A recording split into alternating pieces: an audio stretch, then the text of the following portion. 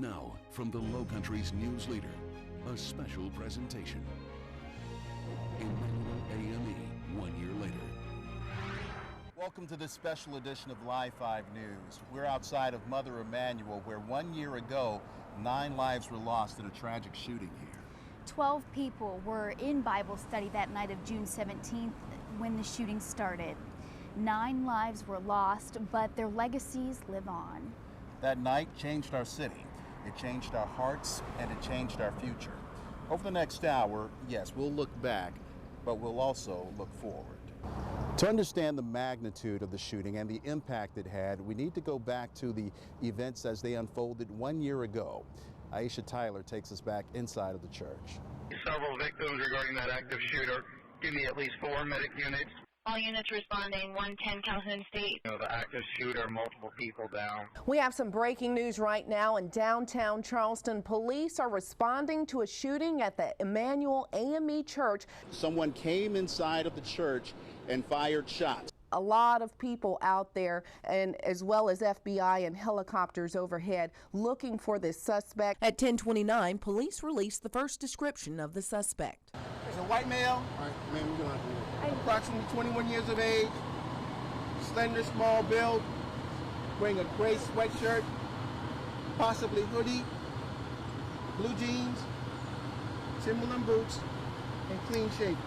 That description quickly spread to the FBI and State Highway Patrol as the search for the suspected shooter intensified. Where someone came inside, shots were fired in that church. Aisha, stand by. I'm hearing a sound here. Officers have just drawn their weapons here. By 10:43, police handcuffed a man matching the suspect's description, just blocks away from the church. A suspect appears to be taken into custody. Police later announced he was not the suspect. We have live team coverage right now after a shooting at the historic Emanuel AME Church in downtown Charleston. Family members are coming down to the scene. They're being redirected to another area until the police can come by and brief them. Aisha, actually, we've been told only one person has been taken to MUSC. Elected officials across the state and church and community leaders started sending messages of sympathy and shock across social media. And we're praying for the victims and families touched by tonight's senseless tragedy at Emanuel AME Church. By 11:15, many people started gathering near the church. We're sick to our stomachs that this can happen in a church. We just need to pray. We need to pray, and then we need to get to work to do better. At 11:31, a tense situation turned even more stressful.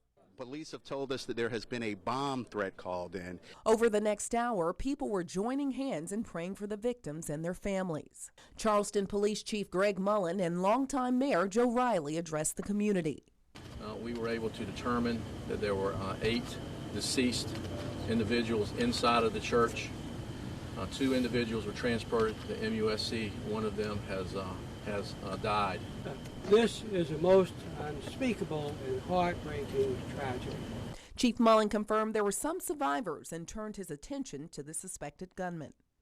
We have investigators that are out tracking leads that are coming in, and we will continue to do that until we find this individual who has carried out this crime tonight and bring him to justice. I do believe this was a hate crime. Now, a little information. The current pastor at the church that you're seeing right here is Clemente Pinckney. Church leaders struggled to make sense of what happened.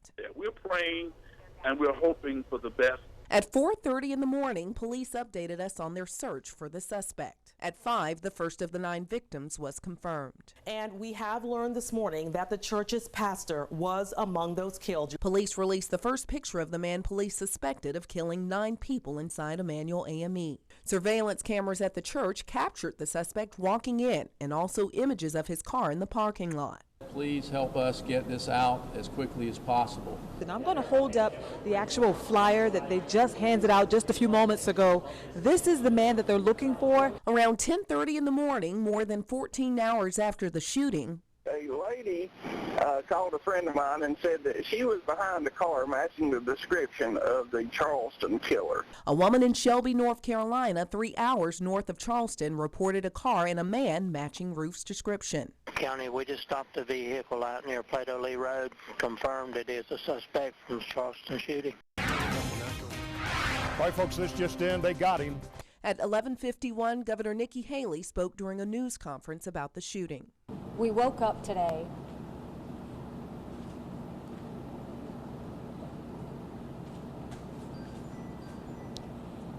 and the heart and soul of South Carolina was broken. And so we have some grieving too. And we've got some pain we have to go through. Parents are having to explain to their kids how they can go to church and feel safe. And that's not something we ever thought we'd deal with. Later that afternoon, Ruth, handcuffed with a bulletproof vest, was escorted onto a plane back to Charleston to face murder charges. 1 year later, and the families of the victims continue to mourn. And I had the chance to talk with some of those families about their healing process and forgiveness. Between the aisles of books is where Cynthia Graham Hurd felt at home. The library was her safe haven where she felt the most comfortable at, and so surrounded by books. But on this day, Cynthia's 4 brothers, Malcolm, Melvin, Robert, and Gilbert, are at her safe haven at Charleston County's main library, now forever without her. And I think the things that we're doing now are the things that Cynthia would like, would make her happy, and people will think about Cynthia and have a smile on their face. That includes announcing a book drive for the Cynthia Graham Hurd Foundation. It's meant to spark a passion for reading in young people, just like Cynthia's, but also to thank the community for the love they've shown the AME families since that night when everything changed. First, we go put flowers on our parents' grave. Now we put them on our sister, 53 years old. Robert is the oldest brother. He says he still carries guilt over not being able to protect his sister. And in my mind, I try to imagine what were they thinking.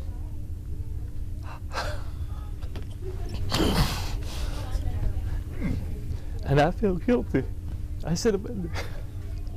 The siblings comfort one another physically and emotionally. They also rely on their faith in this journey of forgiveness. That's a point the brothers say they're not at right now.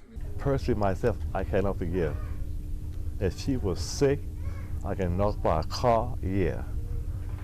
But she was taken away from us. What happened that night was calculated, it was premeditated, it was cold-blooded.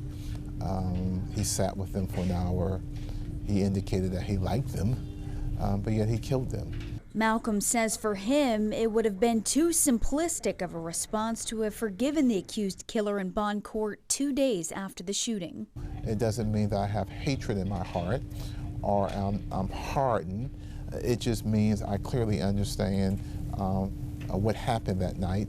Though she's not here in the flesh, Cynthia's memory and influence can still be seen and felt. The 2 library branches she managed pay tribute to the librarian of 30-plus years. A name change at the now Cynthia Graham Hurd St. Andrews Regional Library, and a mural painted on the side of John L. Dart.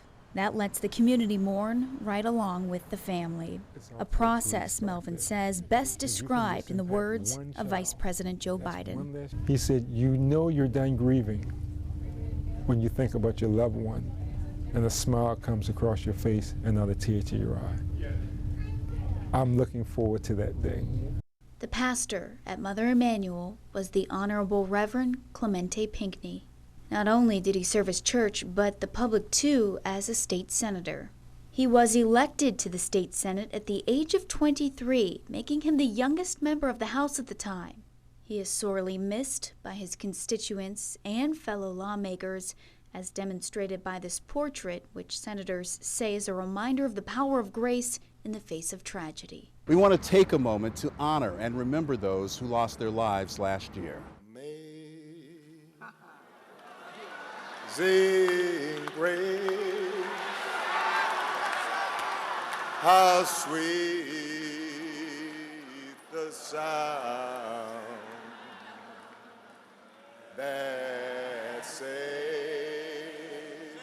a wretch like me.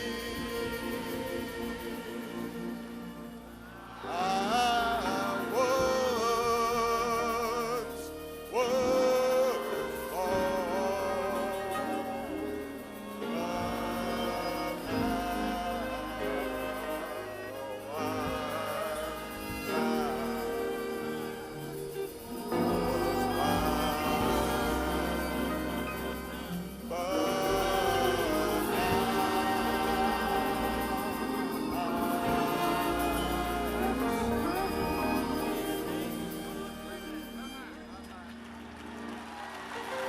Clementa Pinckney found that grace.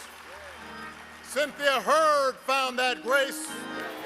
Susie Jackson found that grace.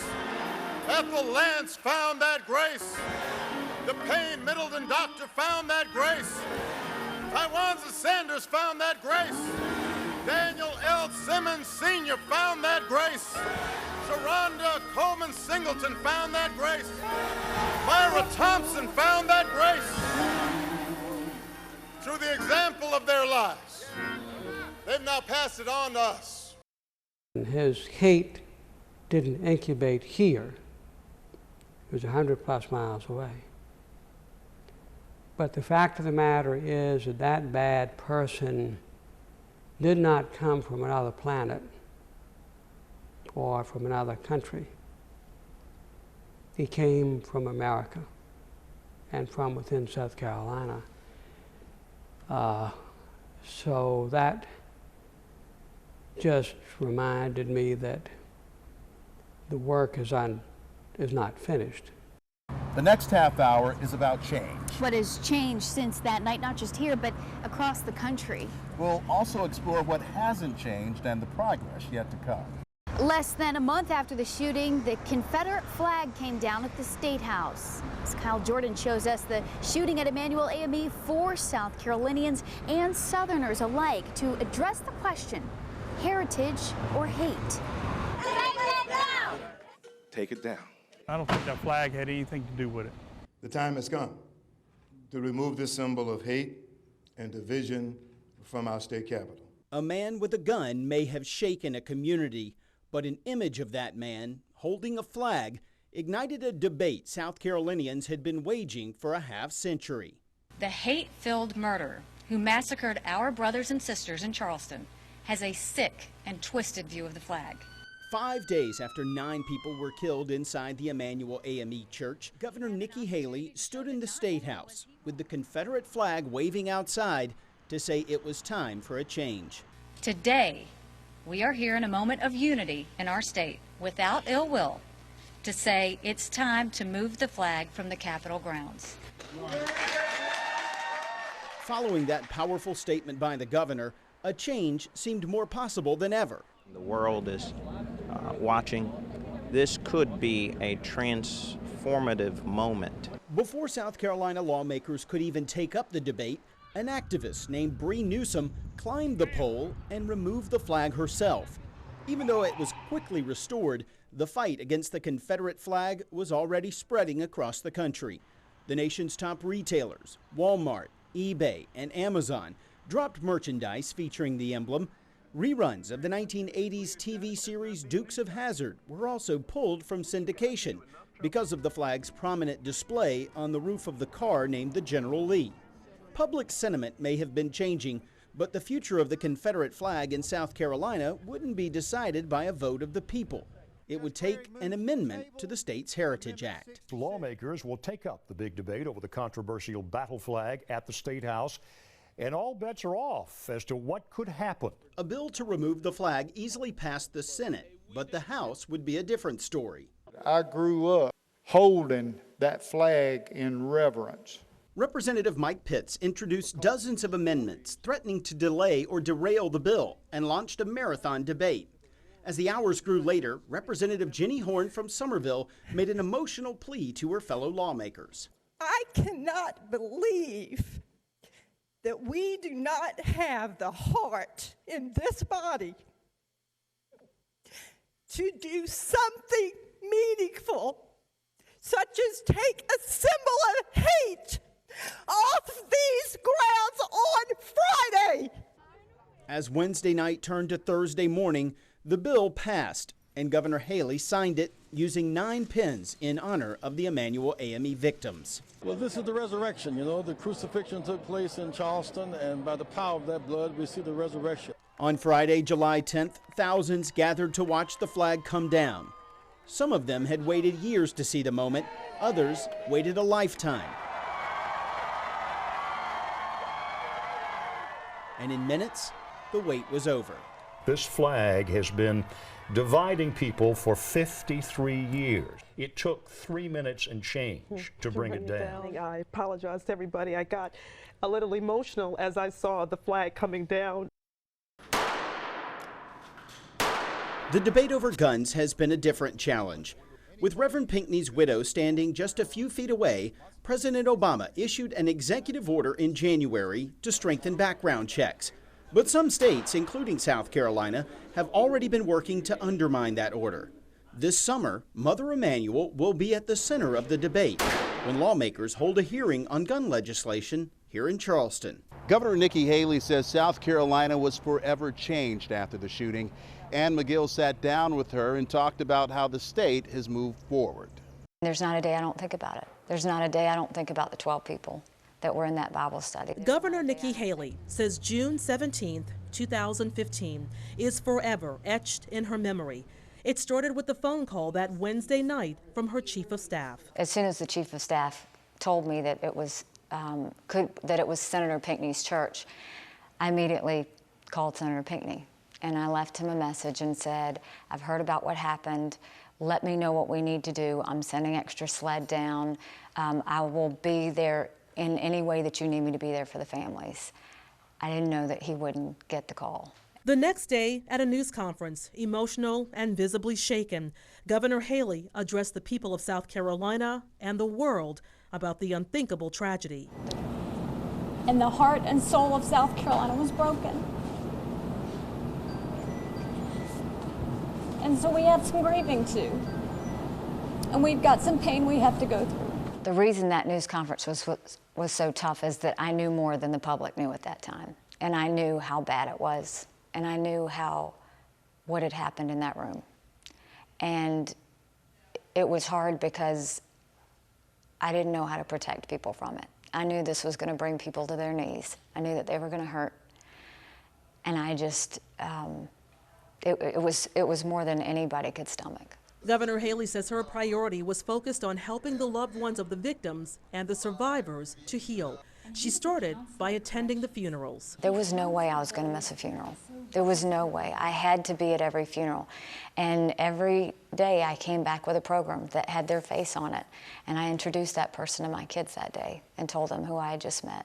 And these were some amazing people. And I will keep talking about the 12 people that were in that room because the ability that they had to have the courage and acceptance to bring in someone that didn't look like them or act like them and pray with him for an hour is something that will go down in history as one of the most amazing moments in South Carolina. Although she never had much contact with him when she served in the House of Representatives, Governor Haley had nothing but kind memories of Senator Clemente Pinckney, the pastor of Mother Emanuel. You know, I think the thing about Senator Pinckney was he was just this gentle giant. Everybody says that, but he was very tall, and when he opened his mouth, it surprised you at how deep his voice was and how loud his voice was.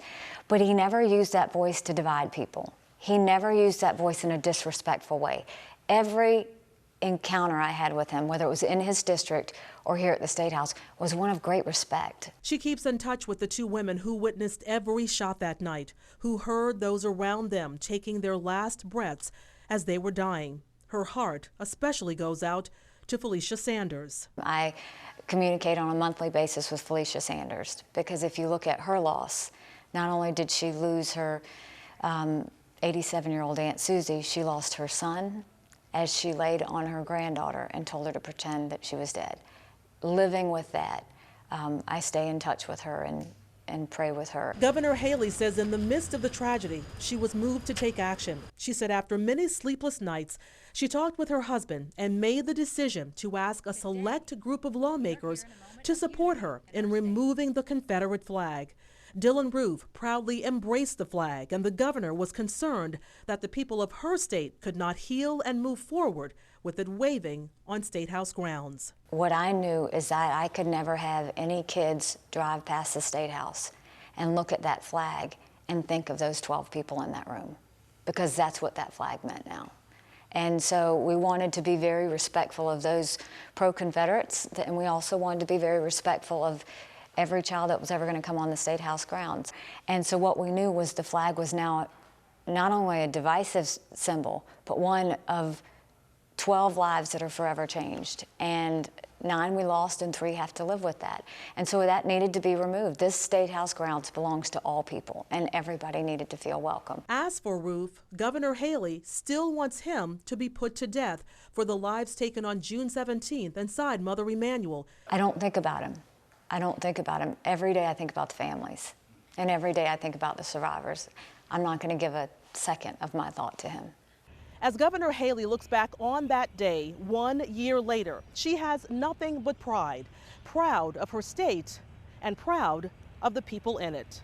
South Carolina was tested last year, and they didn't have riots. They had vigils. They didn't have any sort of protests. They had hugs, and we saw it happen across the state. And what the country and the world saw were very passionate, good people that just wanted to help bring this back up. I mean, we had fallen to our knees, and it was about getting everyone to stand up again and lifting up those families and lifting up the survivors and getting them through it and getting all of us through it. And I think that we saw the goodness of the people of South Carolina in a way that we've never seen before.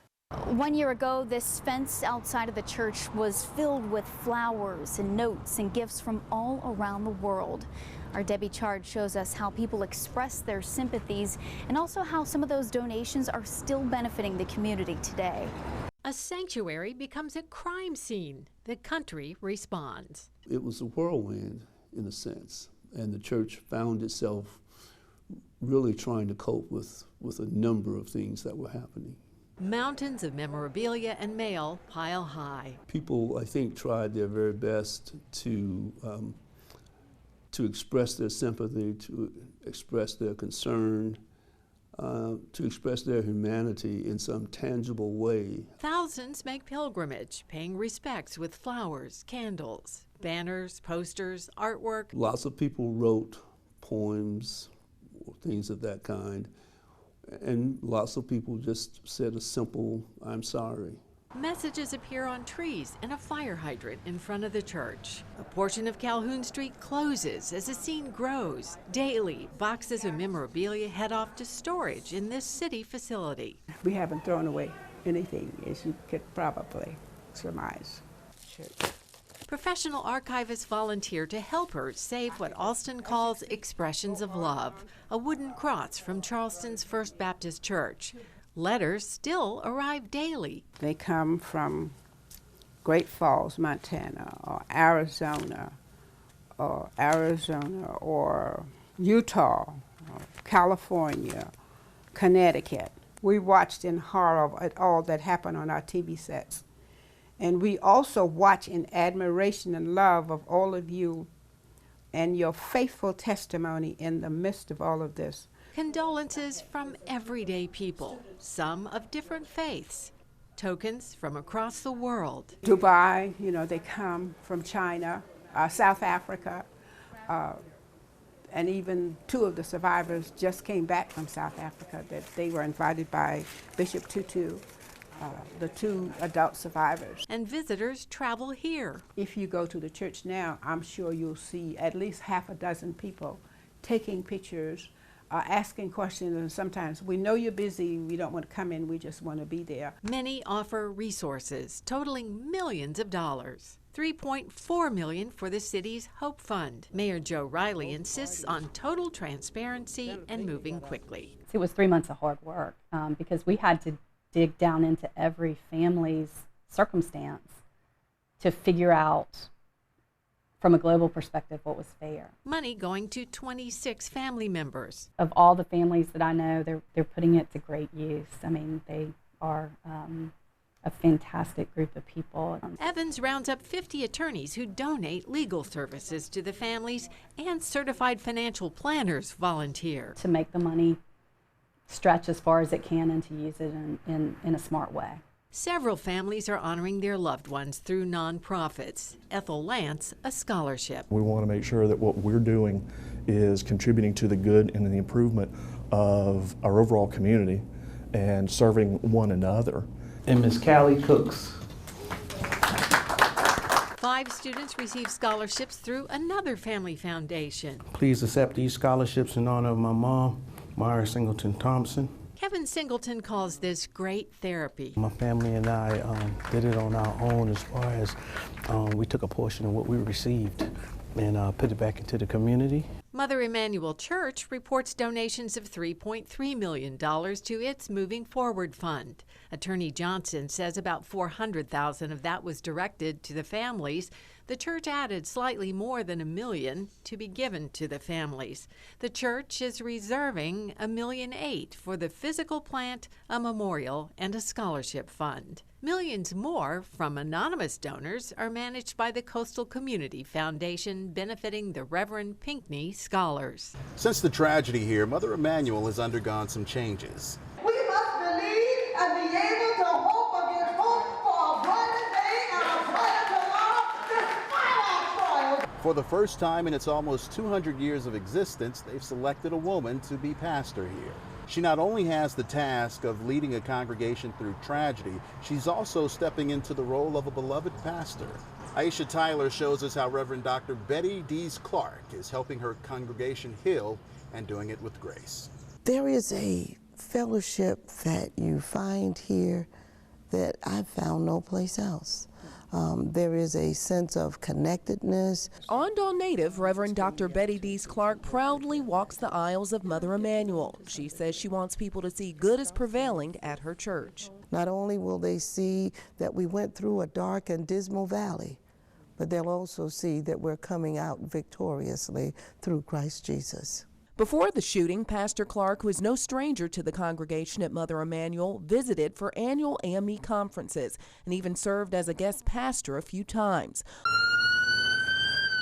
On the night of the shooting, she was conducting a Bible study at her church in Sumter when she got the unthinkable news. It was unbelievable that a person would come into a church and do something so unbelievable. Pastor Clark personally knew several of the church members who were killed. She was especially close to Reverend Clemente Pinckney and retired Reverend Daniel Simmons. Clark applauds the community for its many acts of kindness. She showed me one of those acts, a painting done by the 5th grade class of Porter Gowd. And here are the people around the world that have joined in, of all race, all genders. You saw people of all possible walks of life.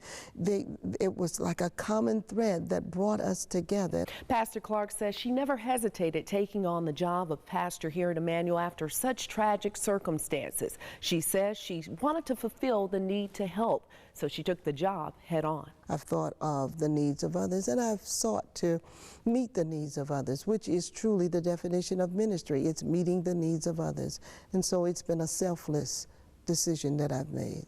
Growing up in the church, Pastor Clark says a huge part of faith, especially in healing, is forgiveness. Many of the victims' families did. You hurt a lot of people, but God forgive you, and I forgive you. That doesn't mean there's no pain. That doesn't mean that they won't feel other emotions as anger and frustration or a whole gamut of other things.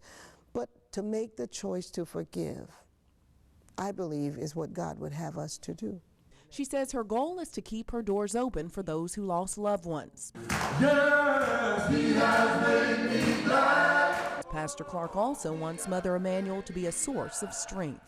But I made it a point to call and to say, I'm here, I'm available, however I can help, please give me a call. And my doors are still open.